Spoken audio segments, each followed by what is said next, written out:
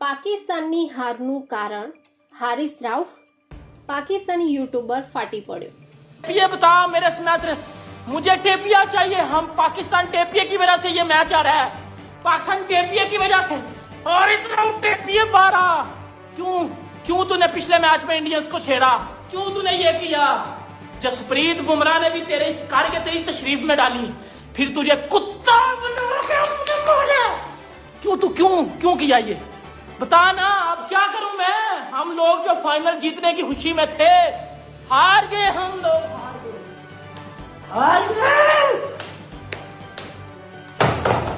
गए हम लोग। मैच फाइनल हार गए भाईजान। इंडिया ने हमें उनके अंदर डाल दिया है।